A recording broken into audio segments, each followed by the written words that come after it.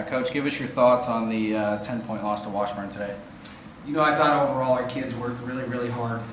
You know, and I've been saying that here for the last 12 or 13 games. And I think it showed again today. We played, you know, that team, Washburn, I think leads the conference in rebounding margin, and we out-rebounded them. You know, so we did a lot of great work on the boards. I thought that was one of the keys coming in. What it come down to, I think, was a couple, 2 or 3 minutes late in the second quarter, we didn't score, and I knew they were going to zone us because I didn't figure they could guard us one-on-one on the perimeter in their man-to-man. They went to the zone, and we got back on our heels a little bit, and you know, there seems to be to be attacked with the dribble, and when we was trying to take and get 2 to guard 1 and trying to work on some pitch outs to our shooters, we got back on our heels. We weren't aggressive. We let the ball stick in our hands too much. So, you know, it's a belief in ourselves, and it's a belief in what we're, us shooting the ball. It's a belief in that we can get the job done. It's not a work ethic issue. It's just a belief issue.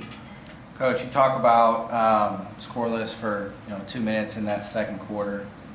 Looking at the numbers, 6 of 21 from behind the three-point arc and 10 of 18 from the free throw line.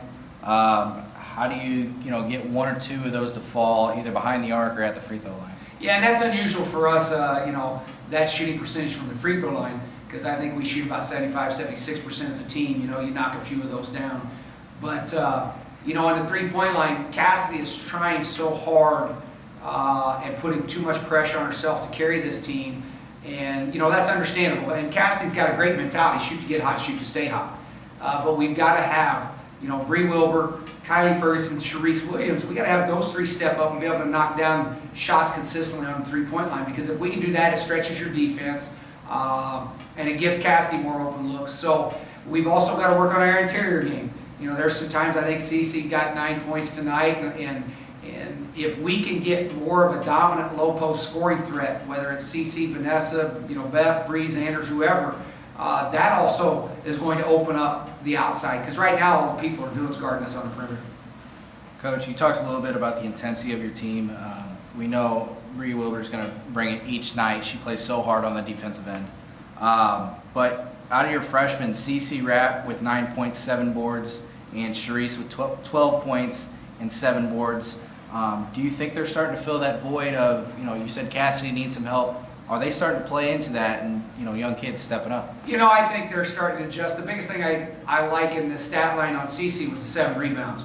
When you're 6'3", I know she's not physically strong yet. She could have been a redshirt possibility, but I just didn't believe in that right now.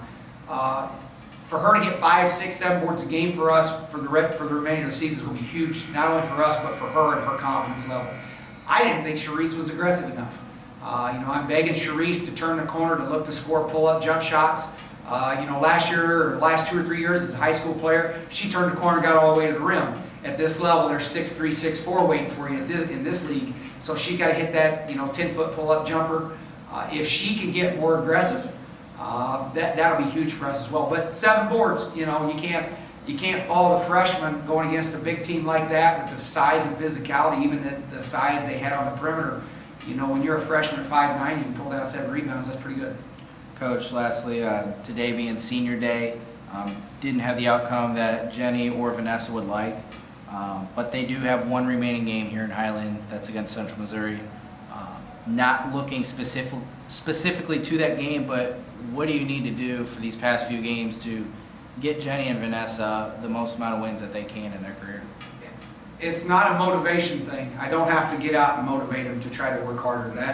They take care of themselves with that, because they're high character people.